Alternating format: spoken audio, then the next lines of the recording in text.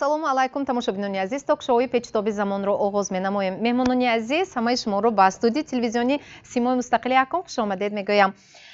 рушди маҳорати педагогӣ чунин аст мавзӯи имрӯзаи печтоби замон. Дар барномаи имрӯза мо омӯзгорони ҷавону коршиносони бо таҷрибаи соҳаи маорифро даъват намудем, чунки чанде қабл мо огаҳӣ ёфтем ки маорифи ноҳияи Бобоҷон Ғафуров иқдомеро роҳандозӣ кардааст ки барои рушди малакаю маҳорати омӯзгорони ҷавон равона шудааст. Мактаби маҳорати педагогӣ чӣ хел натиҷа дода метавонад? Дар ин хусус сараввал андешаи сардори раёсати маорифи вилояти Суғдро мешунавем. Мактаби мутахассисони ҷавон ки дар ноҳияи Бобоҷон Ғафуров ташкил карда шудааст, ин бисёр ҳам боиси дастгирӣ мебошад. Дар вилоят мактаби директорони ҷавон, муовини директор гузаронда мешавад, семинарҳо ташкил мекунанд. Лекин ман вақте ки дар ҷаласаи ҷамъбастии ноҳияи Бобоҷон Ғафуров иштирок доштам, боиси дастгирӣ дар вилоят дар ҳамин шаҳру ноҳияҳо мебошад. Ташаббусҳошон беҳтарин, ҳаракатҳошонам, нигоҳҳошонам замонавӣ ва мо бовари комил дорем ки аз ин хел омӯзгорони ҷавон, мутахассисони варзида оянда барои маориф солҳои сол хизмат мекардагӣ фарзандони миллат ба вой мерасонанд. Чунки аллакай раёл нақша таҳриз доранд, мақолаҳо доранд, реҷаи корӣ доранд, ишрок ба дарсҳои ҳамдигар доранд. Он чи навгониҳое ки дар сатҳи ҷумҳурӣ ва берун аз он ҳаст барои ҳамдигар муаррифӣ мекунанд. муҳим бисёр ҳам аҳлу иттифоқ ҳамдигара дастгирӣ мекунанд ки ин барои коллективи омӯзгорӣ бисёр ҳам чизи муҳим мебошад. амин ташаббусе ки омӯзгорони ҷавони ноҳияи Бобоҷон Ғафуров карданд боиси бисёр ҳам дастгирӣ мебошад. Дар ҳақиқат ин мактаб аст, мактаби омӯзгорони ҷавон ва он маҳфил ё худ семинаре ки ҳар моҳ як маротиба дар ноҳияи Бобоҷон Ғафуров, яъне маорифи ноҳияи Бобоҷон Ғафуров хуб ташкил мекунад, шумоён албатта бевосита дар он иштирок мекунед ва ана ҳамин мактаб барои шумо чӣ медиҳад? То он ҷое ки ман огаҳӣ дорам, аз моҳи ноябр инҷониб фаъолият бурда истодааст, яъне маорифи ноҳияи Бобоҷон Ғафуров мактаби омӯзгорони ҷавонро таъсис додааст. хуб марҳамат, ки аввалин шуда андешаи худро мегӯяд, ба шумо чӣ медиҳад? аввалин маротиба моҳи ноябр ва баъдан моҳи декабр аллакай ба мо машваратҳо ё худ семинарҳо гузаронда шуда истодааст ки аз таҷрибаи бои собиқадорон мо огоҳӣ ёфта истодем. аз он ҷумла барои худи ман низ бисёр чизи муҳтавои бисёр хуб буд, зеро омӯзгори ҷавон ҳар вақт мехоҳад дар пайи ҷустуҷӯ бошад, дар пайи навоварӣ бошад, дар пайи он бошанд ки аз собиқадорон чизе омӯхта бошанд ва ин роҳро дуруст тай карда бошанд. бидунбар ҳамин бисёр саривақте буд, чун омӯзгорони ҷавон ки ба мактаб мераванд, баҳар дар мактаб дастгириҳо зиёд аст нисбат ба омӯзгорони ҷавон. имрӯз даъвоти ҳукумат нисбат ба омӯзгорон ва худ ҷавонон бисёр дастгириҳоро фароҳам орда истодааст. бозам ин чиз дубора замъ шуд барои ҷавонон ва як коллективи бисёр ҳам пурқувватро, агар хато накунам, ҷамъ овард. Кадом масъалаҳо онҷо баррасӣ мешавад? маҳфиле ки мо дар ноҳия амилӣ мекунад, ин айни муддао мебошад, зарурӣ барои ҷавонони имрӯзӣ мебошад. чунки маҳз бо воситаи анамин ташкилу гузаронидани семинарҳо, бо воситаи анамин аъзоёни фаъоли маорифҷони ҷавон мо метавонем фикрҳои ҳамдигарро мубодили афкор кунем, ё ин ки ба таври гузаронидани семинарҳои машваратӣ метавонем маслиҳатҳои методиро ба ҳамдигар расонем ва ҳамчунин бо ин ташкил кардани анамин маҳфил ё ин ки мактаби чӣ гӯем барои дастгирии омӯзгорони ҷавон барои мо амин хел малакаҳоро медиҳад ки мо метавонем худро такмил диҳем бори дигар ва бо воситаи анамин маҳфил метавонем боз нисбати касби худ содиқона кор ва фаъолият барем ва аз гуфтам мумкин аст ки боз дигар он ҳамкасбоне ки дар мактаби мо фаъолият мебаранд аз онҳо воқиф гардида машварату маслиҳатҳои методии худро ба онҳо дода бошем. ташаккур.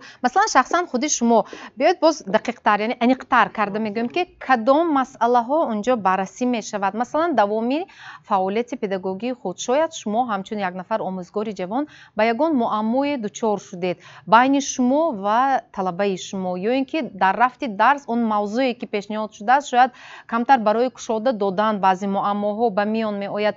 аз он шахсоне ки омӯзгороне ки пуртаҷриба ҳастанд мепурсед масалан он донише ки аз ана ҳамин семинарҳои омӯзишӣ гирифта мешавад давоми фаъолияти педагогии шумо ба кор омада истодааст? аввалин машварате ки мо бо аҳли маорифчона шуда гузашт, ин машварати мо педагог бояд худаш чӣ гуна бошад буд. вақте ки аввалан бор мутахассис ҷавон ба як синфхона медарояд, бояд аз ба синф медарояд аввал ӯ худаш ӯҳдадор бошад ки ӯ худаш педагог аст, ягон одами кӯча. вақте ки худ омӯзгор ба синфхона медарояд, симои зоҳири омӯзгор бояд омӯзгор бошад, яъне омӯзгорӣ бошад, сару либоси худ ба эътибор диҳад, аз ҳамун ҳар як хонанда ҳамун омӯзгорро дӯст медорад. вақте ки ягон сабаби шумо дучор омедед, муфти савол додед, бале ман бисёр якумин маротиба омӯзгор шудам, ман ба як озмун иштирок намудам. чанд сол таҷрибаи кори доред дар мактаб? таҷрибаи кори ман 2 сол. 2 сол ҳамагӣ. Хоб. бале бо ҳамин таҷриба бо дастгирӣ мана мудири кабинети методик Қобилова ҳама ҷониба мо кӯшиш намуда истодем ки дониши худро мукаммалтар карда бошем. чихеле ки мукаммалтар чихел мешавад. вақте ки ман омӯзгори забон адабиёт ҳастам, ин кас омӯзгори информатика, масалан ман информатикаро намедонам, мо аз ҳамдигар омӯхта истодем. саломат бошед. ташаккур муаллима. айни замон ана ҳамин маҳфил чанд нафар омӯзгорони ҷавони ноҳияро фаро гирифта истодааст, дар бар мегирад? штавре ки ба ҳамагон маълум аст, соҳаи маориф яке аз соҳаҳои калидӣ хоҷагии халқ ба ҳисоб меравад ва беҳуда нест ки асосгузори сулҳу ваҳдати миллӣ, пешвои муаззами миллат, президенти кишвар Эмомалӣ Раҳмон дар паёми раҳнамоии хеш ки санаи 28 декабри соли 2024 ба Маҷлиси Олии Ҷумҳурии Тоҷикистон ироа гардид, таъкид намуданд ки ҳамешагӣ бояд дар хотир дошт ки пешрафт ва пирӯзии давлату ҷомеа маҳз ба маорифу мактаб ва донишу илм вобастагӣ дорад. аз ин рӯ мо аҳли маорифҷони ноҳияи Бобоҷон Ғафуров кӯшиш ба харҷ медиҳем ки ана ҳамин паёмро сармашқи кори худ карда барои пешрафти маорифи кишвар ҳиссагузор бошем. воқеан бо ибтикор ва иқдоми наҷибонаи мудири шӯъбаи маориф моҳи ноябри соли 2024 мактаби маорифи ҷавон ташкил карда шуд. ҳадафи асосии ташкили мактаби маорифи ҷавон пеш аз ҳама дарёфти омӯзгорони навовару навҷӯй, иҷодкор, ҳамзамон таъмини муассисаҳои таълимӣ бо кадрҳои баландихтисос, таъмини муассисаҳои таълимӣ минбаъд бо кадрҳои роҳбарикунанда, ҳавасманд гардонидани омӯзгорони ҷавон ва табодули таҷриба байни онҳост. чанд нафарро фарогир аст имрӯз? воқеан ҳамасола бо мақсади таъмини муассисаҳои таълимӣ бо кадрҳо мо аз 100 то 135 нафар омӯзгорони ҷавонро ба муассисаҳои таълимӣ бо кор таъмин мекунанд. имрӯз беш аз 1000 нафар мутахассисони ҷавон дар муассисаҳои таълимии қаламрави ноҳия фаъолият мебаранд. штавре ки ман зикр кардам, аз он сабаб ки гурӯҳи маорифи ҷавон дар 11 минтақаҳо яъне ҷамоатҳо фаъолият мебаранд. ҳар як минтақа он омӯзгорони ҷавоне ки дар ҳудуди ҳамон ҷамоат ҳастанд сарҷамъ карданд ва ба фаъолият фарогир карданд. яъне муаллима нигоҳ кунед, вақте ки барномаҳои мо таҳия мешавад, ҳар як барномаи печтоби замон як мавзӯъро фарогир аст ва фикр мекунам ки анамин маорифи ҷавон ҳам нақшаи амалии нақшаи кории худро дорад ва он чӣ гуна аст? масалан ҳар моҳ як маротиба ҷамъ мешаванд ва кадом масъалаҳо баррасӣ мешавад? воқеан дар асоси барномаи мушаххаси таҳия кардаи кабинети методик фаъолият мебарад. штавре ки дар ибтидо қайд кардан, он аз ҳамин симои зоҳирии омӯзгор бояд чӣ хел бошад, тарзи навишти нақшаҳои тавзеҳотӣ, тақвимӣ, истифодаи усулҳои муосири таълим ва ҳамзамон استفاده ثمرناک اسباب‌های عیانی، استفاده تکنولوژی معاصر در روند تعلیم عبارت است و هر یک مشورتی که هر ماه میگذرد یک موضوعی معین رو در بر میگیرد در اساس همین نقشه تهیه کرده ما. چند پیش آگاهی یافتم که معارف شهر خوجند نیز همین گونه تشبث رو به راه مانده است و علاقه خود شما در یک چند مکتب‌های شهر خوجند با آموزگاران جوانان ملاقات کرده، صحبت کرده، باز هم مسائلی که وابسته به تعلیم و تربیت است در ساحه معارف در مکتب و معارف اون رو بررسی کرده ایستاده. درست است؟ و چی ها رو مشاهده میکنید و چه خیلی نتیجه ها دیده ایستاده یا هنوز هم برای نتیجه برداری بر وقت است؟ بر وقت است. بسیار کار کردن در کارهای گپ که درباره معارف رفته ایستاده است نگفته نمیتوانم. اون چیزهایی که برای این آموزگاران درجه بلند علمی و متدی اصولهای گوناگون داشته باشند در هر یک مکتب اتحادی متدی هست فنهاشان با وابسته کرده در آنجا آنها دانش خود را تکمیل داده میتوانند. خیلی که جناب عالی گفته گذاشتند امروز ما برای رشد جمهوری باید حصه گذار باشیم. رشد از حسابی که می شود؟ رشد وقتی که آموزگار طلبه بهترین را ختم میکند و به دانشگاه های عالی می رود. در دانشگاه عالی و همچون متخصص تربیه می یابد. همین چی از اویل سر کرده چی در مکتب این از معلم وابستگی کلان دارد. خانه و مادر باشد در مکتب آموزگار. اگر زمزمه استاد ار محبت جمعه یا جمله به نزدیک همین مسئله هم یک روزنامه برآمد جمعه این جمله میگفته جمعه به مکتب آورد طفل گریسپا رو. اگر وقتی که معلم استاد کار خود می باشد و یعنی روزی جمعه روزی استراحت بودگی جمعه هم به نزد آموزگارش دانشجو خواننده کافته می رفته است معلمشه. این از چی وابسته است؟ این از استادکاری، از دانشی بلند، از مهر و محبت داشتنش نسبت کسب خودی معلم و از مناسبتش با جهت‌های روانشناسی پداگوژی بلند داشتنی او وابستگی کلان دارد. در حقیقت امروز من 55 سال باز من معلم هستم. من هم میخواهم استراحت کنم لیکن دلم نمیشه. میخواهم که همین یک جمله یک وایکتی باشدم که به خوانندگان به یا نسل جوان یگان چیز آموزانیده باشم. در حقیقت خیلی که من این ناحیه بابا جان غفورов اقدام نویبر گرفتگی بودیم من همچون شهروند خوجند نزدیک بودنم به می نقشه ساختیان شعبه معارف شهر خوجند در اساس نقششان به مکتب ها ما رو همچون آموزگارانی تجربه دار تکلیف کردند. در یک مکتب هم خوانندگان هم پدر و مادران هم آموزگاران اشتراک کردند. در یک مکتب دیگر فقط آموزگاران اشتراک کردند. در یک مکتب دیگر فقط خوانندگان اشتراک کردند. همین طور در 4 مکتب شهر خوجند من همچون سابقه داری مهنت آنها که درباره کسب آموزگاری درباره پیام و دیگر چیزها صحبت داشتم که این اقدام بسیار بهترین است. با جوانان همین که شرم داشتنشون در کار نی. ما وقتی که آماری همین به کار جای کار حاضر شوی جوانان رو نظر میکنیم مثال اگر 1000 نفر ختم کرده باشن سنتیابر به قریب 700-800 شون کاربه میبیاین خلاص دیپلم گرفته. موندگی هاشون کجا رفتن نامعلوم. بعدی کمتر کار کردن باز علاقه مقداری آنها نو آمدگان کم میشود.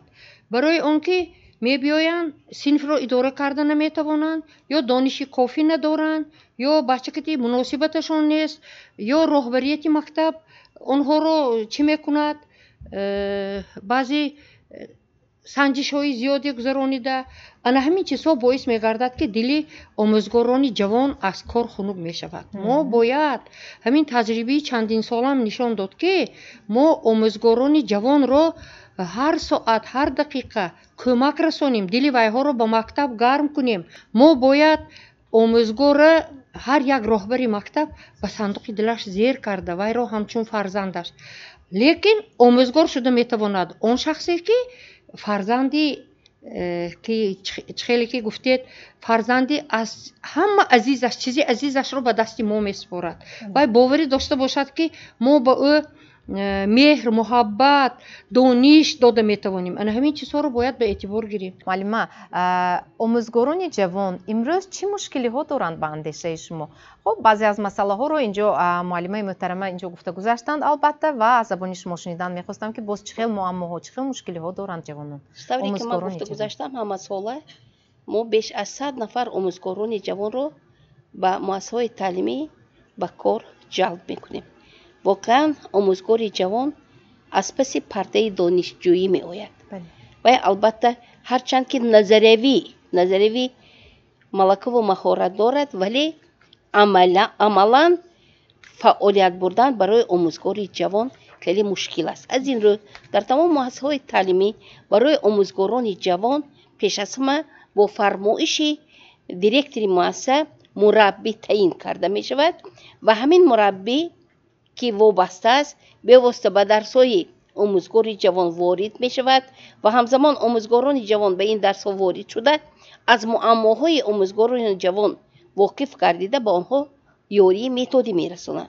پیش از همه از همین نوشتن نقشه های توضیحاتی البته تجربه ها نشان می دهد که بعضا آموزگاران جوان دریافت می شوند که آنها حتی پر کردن ژورنال صنفی، نوشت نقشه توضیحاتی، تقویمی، استفاده 5 لحظه درس همین چیزها اونقدر صرف هم نمیرن هرچند که نظریوی آموختن. بنابر همین هم هر یک به واسطه به این مربیان متخصصان جوان معاون دیرکتور اوید به تعلیم وابسته است، مسئول است و همیشگی از حال آموزگاران جوان واقف است و هنوز ماه اوگوست محض با توصیه کابینت متدی تمام معاونان دیرکتور اوید به تعلیم مسئولند که با اون آموزگاران جوانی که باری اول برای فعالیت بردن به مؤسسه تعلیمی وارد می شوند یک هفته سمینارهای دستوردهی می گذرانند. از باز تاکید می کنم از همین طرز نوشته نقشه های توضیحاتی، تقویمی، طرز پر کردن ژورنال های صنفی یعنی دفتر های صنفی، استفاده 5 لحظه درس، استفاده اصول های معاصر تعلیم، استفاده تکنولوژی، استفاده اسباب های عیانی و دیگرها. تشکر. همین مکتب آموزگاران جوان من شما هم اعضا هستید. با شما چی میدهد؟ چی داده ایستاده است؟ من از ماه نوامبر تا این جانب برای غنی گردیدن دانش و تجربه شما در مکتب، برای آنکه با طلبه همکاری شما زیچ باشد، درست برای مانده شود، برای خود چی گرفته ایستاده؟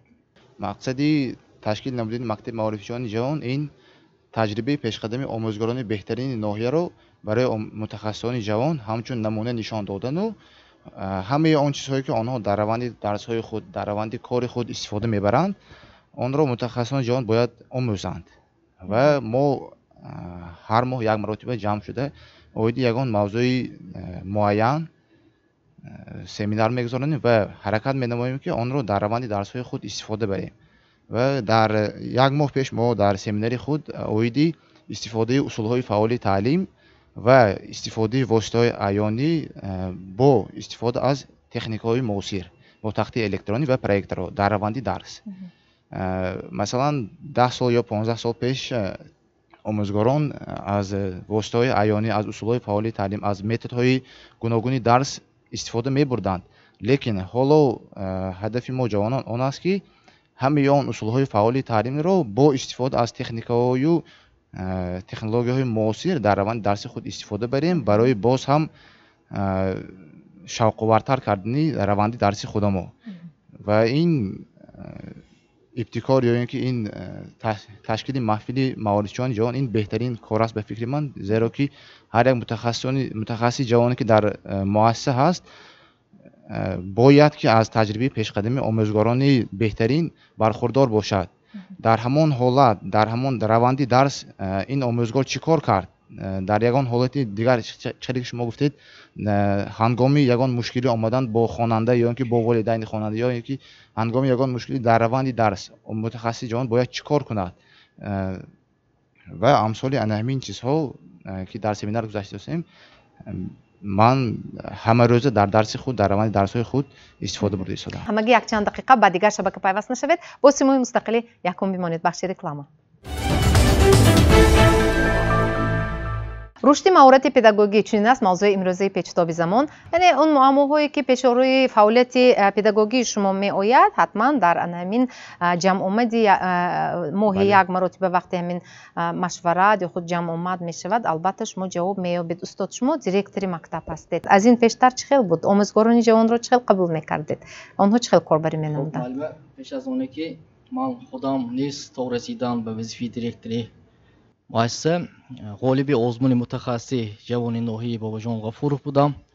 албатта ин гуна озмунҳо монда буд, лекин бо ташаббуси ибтикори нави мудири маорифи ноҳияи Бобоҷон Ғафуров муҳтарама Абдуллозода Мақсуда Абдулло ин доманатар, фарохтар ба роҳ монда шуд. албатта мо чӣ хеле ки пешина ҳамоза савол дода гузаштид, ин хел озмунҳо фаъолияти дуруст ба роҳ мондани мутахассисони ҷавон буд.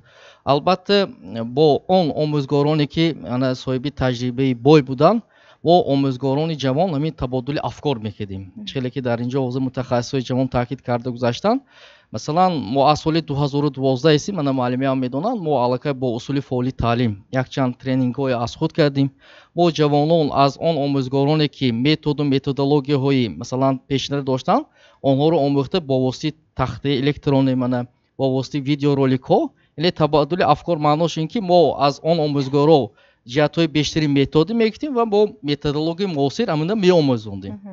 бинобар ҳаминам ман боварӣ комил дорам ки имрӯз мана он мактаби ҷавоне ки дар тамоми ноҳия амал мекунад, аз ҷумла омӯзгори ҷавони манам дар ҳамин мактаб ҳозир фаъолият мекунанд ва ҳамун 8 нафар мутахассиси ҷавоне ки дар мисол муассисаи мо мавҷуданд, аз он дарсҳое ки дар инҷо гуфтанд, онҳо омада амин масалан ба 8 нафар дигар омӯзгорони ҷавони муассисаи мо аллакай дарс додастанд ки ин як мактаби ташкилкардагӣ бинед ки чӣ хеле ки шумо гуфтед таъсираш то андоза ба куҷо равона мешавад. бале, на танҳо худи онҳо донишҳо гирифта истодаанду, балки онро амалан барои дигарон низ ҳатто ба омӯзгороне ки масалан собиқаи корӣ доранду бо ҳамун методҳои масалан тахтҳои электронӣ видеороликҳо кор намекунанд, бо воситаи компютер аллакай омӯзада истоданд.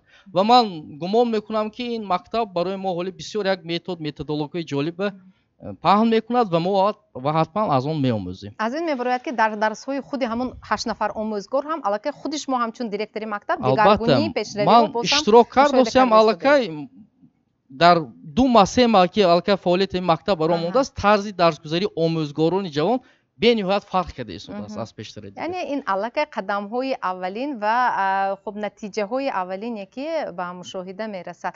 хуб марҳамат, боз ки чӣ хел илова дорад, кадом масъалаҳоро бо муаллимони бо таҷриба шумо зимни вохӯрӣ баррасӣ мекунед дар ҳамон семинарҳои омӯзишӣ?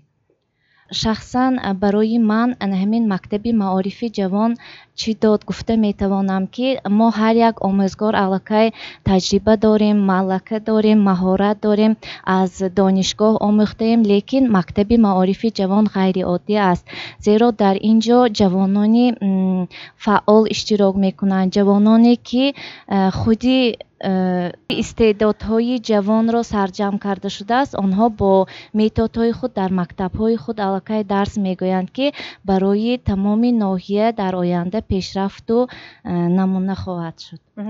ташаккур. муаллима, шумо ман фикр мекунам ки аллакай як таҷрибаи кофӣ доред. ба он масалан категорияи ҷавононе ки навкор ҳастанду нав аз масалан курсии донишҷӯӣ баъди хатм ба мактаб омаданд шумо дохил намешавед ва бо ин таҷрибаи худ шумо аллакай ба ҷавонон дарс мегӯед ё ҳанӯз ҳам худатон ҳам ҳамин шомили мактаби омӯзгорони ҷавон ҳастеду бозам усулҳои нав ба навро аз худ карда истодаед? кадоме аз инҳо? бузургон мефармоянд ки бемураббӣ зери гардун мӯътабар натвон шудан, моҳи навро рафта рафта чарх оламгир кард. мо аллакай насли миёнсол ва калонсоли омӯзгорон ҳастем ва вазифадоре ҳастем ки барои тарбияи омӯзгорони ҷавон кадрҳои баланд ихтисос барои малаку маҳорати омӯзгорони ҷавонро сайқал додан саҳми худамонро гузорем. чӣ хеле ки инҷа бисёр омӯзгорони пуртаҷриба қайд карданд, тарбияи кадрҳои баланд ихтисос ҳанӯз рӯзи ба мактаб ҳамчун омӯзгор омадани мутахассиси ҷавон оғоз меёбад. ما با محیط مکتب آموزگاران جوان را شناس میکنیم. خیلی قید شد با فرمایش دیرکتر و قرار شورای پداگوژی است حساب آموزگاران پرتجربه برای آنها مربیان را تعیین میکنیم و همین آموزش نه تنها روزهای معین بلکه تمام سال دوام می‌یابد. حتی در وقت تنفس هم آموزگاری جوان آماده میتواند از ما نسبت این یا آن مسئله فکر ما رو شنیده تواند. ما با آموزگاران جوان پیش از همه برای فراهم آوردن فضای همکاری با خوانندگان اینها مصلحت میدیم، چون که پوشیده نیست که حوزه صنف اداره کردن برای متخصص جوان خیلی مشکل است. این چنین قید شد که نوشتن نقشه‌های تقویمی و توضیحاتی، گذراندن چاره‌بینی‌های گوناگونی بیرون از صنف، علاقه با پدر و مادر، این مسائل زیادی هستند که در روند و در جریان تعلیم ما به آنها یاردم میدیم. باز اشتراک آموزگاران پرتجربه به درس‌های آموزگاران جوان، رسانیدن یاری متد یاری عملی اینها بسیار ضرور میباشد. نگفته نماند که در ناحیه باباجان غفورов طی چند سال آخر آزمون متخصص جوان سال گذرانده می شود که هدف از برگزاری این چاره‌بینی چنانه قید شد دریافت چهره‌های نوی ایجادکار و نوآور است و رشد و صیقل مهارت کسبی آموزگاران می باشد. باعث قید است که نتیجه درست کاربری آموزگاران مؤسسه ما بود که یکی از آموزگاران جوان ما پیلوت و زرینه در این آزمون صاحب شاه جایزه گشتند. من اینجا بسیار تشبس ها غمخواری ها نسبت آموزگاران جوان قید گردید و من فقط از آموزگاران جوان خواهش همین است که خودشان نیز خودآموز باشند، در صیقل مهارت کسبی خودشان کوشا و جویا باشند و در پیشرفت جامعه تاجیکستان سهم خود را گذارند. امروز آموزگاران جوان چه کمبودی ها دارند معلومه؟ مشاهده میکنید؟ اولا چنانی که اساسگزار صلح و وحدت ملی پرزیدنت کشور محترم امام علی رحمان فرمودند ما همه سبق حیات را از مکتب میگیریم و آموزگار روشنی کننده خیرات اهل بشر است. میسازد که هر یک آموزگار پرتجربه که در مؤسسه فعالیت میبرد در روند کار با متخصصان جوان تمام مصلحت ها را از آموزگاران جوان از متخصصان دریغ نداشته با آنها همکاری نماید. البته کمبودی در مؤسسه وجود دارد. برای متخصص جوان بیشتر مناسبت با خوانندگان، با والدان در مناسبت، در برگزاری چاره‌بینی های بیرون از صنفی که بیشتر آنها در حالت آماده نمودن چاره‌بینی های بیرون از صنفی به محفل های علمی ادبی را می‌آورند. می‌سازد که امروز ما محفل های عقلی و ذهنی ذکاوت سنجی را بیشتر به راه مانیم، زیرا که هر یک نظریه‌ای که آنها از دانشگاه از خود کردند آموختند آن را در عمل تطبیق نموده بهر درست به وای رسیدن نسل نورست سهم ارزنده خویش گذاشته باشند. چه خوشبختم که من آموزگارم، بجان در خدمت خلق و دیارم، شود شاگرد من فردای ملت، در عالم من دیگر ارمان ندارم. تشکر. وابسته به همین موضوع بغیر از اونی که ما امروز از سابقه داران درس علم یا خود آموزگاری می آموزیم، بغیر از اون ما خود در گروه بسیار فکرانی کردیم که چی چیزهای نو را برای همدیگر داده میتونیم. از آن جمله ما امروز خوشبختانه ما امروز آموزگاران زبان انگلیسی را در گروه داریم. امروز آموزش زبانهای انگلیسی را در مد اول گرفته شده است و دو اعضای گروه ما که امروز در گروه ما فعالیت می‌کنند مرکزهای ایلاوگی خود را دارند. آنها هم در مکتب‌ها کار می‌کنند و هم در مرکزهای ایلاوگی کار می‌کنند، یکی در جماعت اونجی و دیگری در جماعت اسفیسار است. در همینجا هر دوشون هم اشتراک دارن، اعظم جان و مقدم خان. اینها الکی آماده شدند که برای ما درس ها با زبان انگلیسی رایگان پیشنهاد کنند. الکی این چیزی اقدامی خوب پیشنهاد کرده شد که چون که بس از اون که وی معلم از فنی زبان و ادبیات درس میگوید وی باز هم زبان خارجی را انگلیسی برای آموختن زبان ها و بغیر از این ما مسئله آموزش کامپیوتر ها را، تکنولوژی اطلاعاتی را، کورس های تکنولوژی اطلاعاتی را برای ماندیم. اینجا قریب 8 نفر آموزگاران تکنولوژی اطلاعاتی هستیم که در مکتب ها الکی این چیز را آموزانده ایستادیم. بغیر از اونی که با اعضایان خود می‌آموزیم، همچنین آنها با اعضایان خود هم، یعنی که در منطقه ها هم این حال چون نشان داده است که زیاد از 400 نفر شنوندگان الکی از همین سمینارهای ما قسمان به قسمان الکی آگاهی یافته ایستادند، چون که هر یک نفری که در اینجا شده ما وظیفه دار هستیم که اون چیزی که آموختیم باید به دیگران هم رسانده باشیم در مکتب های خود. بسیار خوب مرحبا. فکری نقض گفتن من معلم گفتستیان مسئله تکمیل اختصاص است. پیش تکمیل اختصاص 5 سال به یک مرتبه میگذشت. حاضر اون وایی که اقدامی که تشکیل کردن اینو ماه یک مرتبه ماه یک مرتبه علاقه نماینده های هر مکتب رفته در همین آموزششون فقط یگان موضوع گرفته نه اون چیزهایی که در ساحه معارف نویگری می شود و در همین جا بررسی میکنند و علاقه همه مکتب ها از این برخوردار می شوند.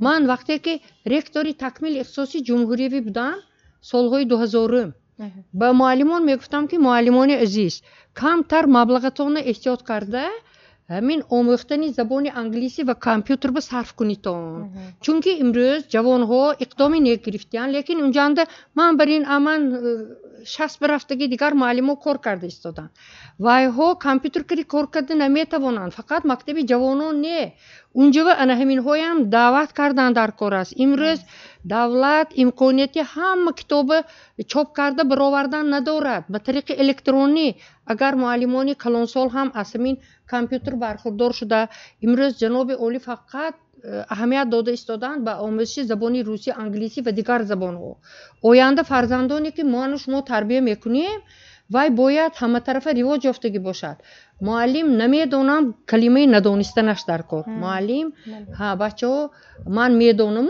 اول خودتون جستجو کنیتون بعد من همراه میبینیم گفته خودش جستجو کرده اومده از همین خیل لحظه ها خودش برآورده توانستنش در کار انا بعد معلمای ما معلمای پیش قدم میشوند از همه تکمیل اختصاص به نهایت این مکتب معارفی جواناتون بهترین یک وای بود است که در همه شهر و ناحیه تشکیل کردن در کار است خوجند با دیگر تشکیل کرده است هر یک شرایطش به نگاه کرده انمین تکمیل اختصاص گذشته نمو در کار 5 سال پایده شینیم از پیشروی تکنیکا اینوواسیون رشد قفا میمونیم کی بسونی دیگر دولت ها که برابر میشویم آفرین درست سلامت باشید وابسته به آن که آموزگاران سابقه دار نیز از تکنولوژی معاصر آموزش به عمل آورند وابسته به همین من همین چیزا گفتنی هستم که در پایه شعبه معارف مرکز تکنولوژی اطلاعاتی و کمونیکاسیونی در همه شعبه های معارف تشکیل کرده شده است و طبق جدول مخصوصی همین مرکز تمام آموزگاران مؤسسه های تعلیمی قلمرو ناحیه از کورس های کوتاه مدتی آموزش کامپیوتری گذشته ایستادند و علاقه من گمان میکنم که قریب 80% آموزگاران از همین تکنولوژی معاصر استفاده برده میتوانند. تشکر. اینجا رسیدیم به قسمت پیشنهادها و وابسته به موضوعی که امروز مطرح نمودیم البته اندیشه های شما رو ما شنیدیم و پیشنهادهای شما رو شنیدن میخوام همینجا من اکثریت آموزگاران جوان هستند بیاد با شما صحبت میکنیم برای آن که واقعا هم شما در همین مکتب آموزگاران جوانی که امروز فعالیت خود را خیلی خوب براه مانده است و شما هم یکی اعضایان همین مکتب هستید برای آن که با مشکلات و معماهای خود جواب درست یافته توانید چی باید کرد باز هم برای بهتر به کار ماندن همین خب تشبوسی که امروز راه اندازی گردیده ایستاده است یعنی پیاده شده ایستاده است چی پیشنهاد دارید فکر میکنم که تجربه شما هم در همین ساحه مکتب و معارف شاید 1 یا 2 سال بودگی البته من طولی 2 سال است که در مؤسسه تعلیمی مخصوص گردانده شده خوانندگان بالیاقت کار و فعالیت میکنم البته برای پیش بردن همین کسب خود با ما کمچند مشکلی ها روی می آمد البته برای حجت نگاری هم با مناسبت آموزگار با خوانندگان البته همین مکتب معارفچیان جوان با ما کمک خود را رسانید که تا ما طرز حجت نگاری خود را و هم اینچنین پسیخولوژی کودک را آموزیم اینچنین در آنجا از یک چند لحظه های درس های آموزگاران نمونه ها آورده می شود که آموزگار چطور در درس خود رفتار کنند اینچنین رفتار گفتار هر یک سخنی که ما به خواننده میگوییم این به هر یکی آن به پسیخولوژی کودک تاثیر میرساند چقدر که درباره مشکلی های آموزگاری سخن پرسیدید وقتی که من بار اول قدم های نخستین خود را همچون آموزگار به مؤسسه گذاشته بودم در آنجا استاد من خدا رحمت کند احسانова بودن و من گفتن که نترس، تو میتوانی، از تو میبرد معلمی درست، برای همین نترس. وقتی که من اولین بار به صنف خانه می آمدم، سخنهای آن کس به من همین یک اداره میکرد، به من قوی و یک قوه بزرگ به من داده بود که من میتوانستم. وقتی که من راه افتاده میشدم، وقتی که من میگفتم که نه این از من نیست، میگفتم سخنهای آن شخص به من یک الهامی بزرگ میداد. روز از روز مناسبت های من با کودکان، با فرزندان نقص شد، با همراهی مثلا کلکتیو دیگر خیل شد. برای همین وقتی که همین متخصصان جوان قدم های نخستین خود را به مؤسسه میگذارند، همچون آموزگار به آنها یگان چیزی که معلمان نیز تاکید کردند، در آنها به هر یک شخص استاد داده می شود.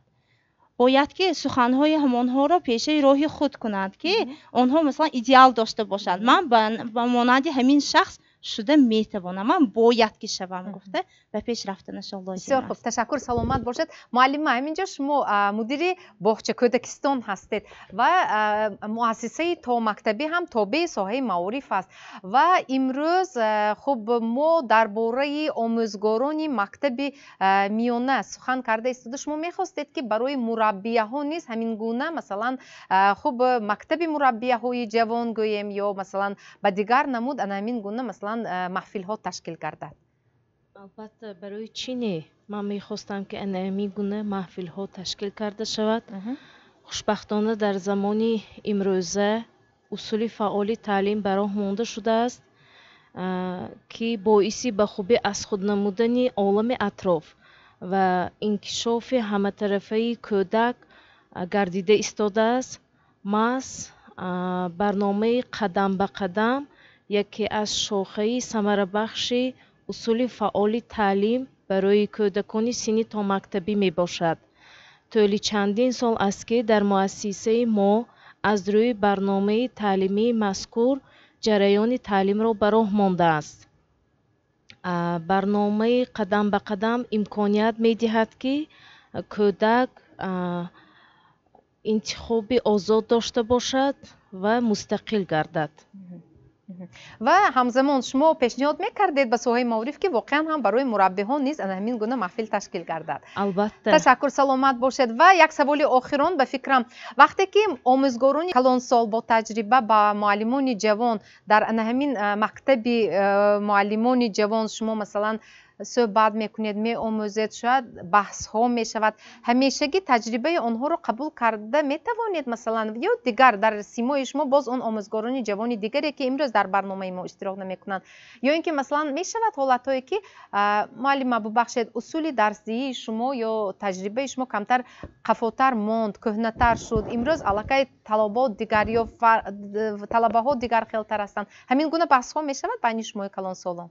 امروزها هر یک آموزگار که طبق مناسبت صلاحیتناک درسی خود را تهیه میکند حقوق دارد که با کدام راه، با کدام اصولی که خواهد باید همان موضوع را به خواننده درک کرده تواند. یعنی که طبق اصول فعال تعلیم یا اینکه طبق همین مناسبت با صلاحیت که امروزها در تمام جمهوری فعالیت دارد فضای خوب کاری فراهم می‌آورد و آموزگار خود مستقل است در تهیه درسش. باید طرز تهیه نماید که به سن و سال خواننده موافقت کند و این چنین موافق درک آنها باشد. چخیل که میدانیم هم در هر ماه مشورتی دائمی عمل کننده همه فنها میگذارد. این چنین مشورتی دائمی عمل کننده جانشینان دیرکتور عاید به تعلیم که من همین روزهای گذشته در مؤسسه تحصیلاتی میانه عمومی رقم 15 برگزار گردید. معلم قابل و شخصا ما معارفچیان جوان را دعوت کردند. آنجا ما 10 نفر معارفچیان جوان در درس‌های آموزگارانی پرتجربه اشتراک کردیم و تحلیل درسی 1 ساعته نمودیم. همانجا گفتی شما بحث ها بین آموزگاران دیده شد که جوانان ما علاقه توانستند فکری خود را به انمان آموزگاران درس دهنده گفته و با اصول های فعال تعلیمی زمانی امروزه آنها را شناس کرده. خیلی بحث بین آموزگاران شده گذشت و ما به نهایت خرسند هستیم از تشکیل معارفی جوان و باوری هم داریم که آینده به نهایت یک قوه بزرگی соҳаи маориф хоҳем шуд. боз инҷо мехостам як дигар пешниҳодро намоям ки маҳз бо воситаи анамин маорифчиёни ноҳия мо тавонистем малакии саводи рақамии худро васеъ карда бошем, чунки замони имрӯза моро бидуни донистани баҷуз оне ки технология техника мегӯем, баҷуз донистани анамин малакии зеҳни сунъӣ мегӯем ки имрӯз замони имрӯзӣ моро паҳн кардааст ва имрӯзина чӣ хеле ки муаллими азизи мо қайд кардан, мо омӯзгорон бояд ки дар анамин равандҳое ки мо дарс медиҳем, лаҳзаҳои дарсие ки мо дар инҷо номбар кардан, он саводи рақамие ки мо дорем, онро бояд дар лаҳзаҳои мустаҳкамкунӣ ва ё ин ки дар лаҳзаи дарсӣ бевосита истифода барем ки дарси мо шавқовар шаваду ва тавонем ҳамаи хонандагонро ба дарс ҷалб карда бошем. ташаккур, саломат бошед. муаллима нигоҳ кунед, ҳамаи ҳамин ташаббус, ҳамаи ҳамин кӯшишҳо ва аз болои худ кор карданҳо воқеан ҳам агар хулоса кунем баҳри тарбияи таълими дурусти насли наврас хуб равона гардидааст ва гузашта аз ин аз суҳбати иштирокчиёни имрӯзаи барнома баръало маълум аст ки воқеан ҳам як мактаби бузург бо ном мактаби устодиву шогирдӣ низ дар ҳамин раванд боз ҳам рушд ёфта истодааст ва ман мехостам тавсияи шуморо ҳамчун як нафар маорифчии собиқадори пуртаҷриба барои ҷавонон ва онҳое ки алҳол моро тамошо карда истодаанду омӯзгори ҷавонтар ҳастанд, хуб пешниҳодҳои шуморо баҳри пешрафти кори саволи охиринатон оне ки муаллими ҷавон бо муаллими таҷрибадори сину солаш калонтар чӣ хел муносибат мекунад ва ҳамешагӣ андешаҳо ба ҳам меоянд ё бархӯрди меоянд ё не? Дар ҳақиқат ҷавонҳо имрӯз ҳамаи кадом ихтисосе набошад, омӯзгори хондагӣ бошанд, вайҳо аз технология бохабар ҳастанд, компютер корфармудӣ метавонанд, дигару дигар. Чӣ хеле ки ман гуфта гузаштам, анамун муаллимои камтар калонсол мумкин аст ки инҳо акун компютер кати унту шуд нашуд гуфта саволу ҷавоб кунанд. Бояд ана ҳамун муаллимоҳо ҳам ёд гиранд ки имрӯз набояд ки муаллима чӣ хеле ки шумо гуфтид, муаллима шумо кӯна шудид, аку рафта даматона гирид гӯяд. Муаллим бояд ҳамқадами замон бошад. Муаллим доимо бояд аз болои худаш кор кунад. бале ман тавсия медиҳам ки ҳамин мактабошон ба ҳозир шумо якчанд савол додид ки кадом мавзӯъҳое кор карда истодитон.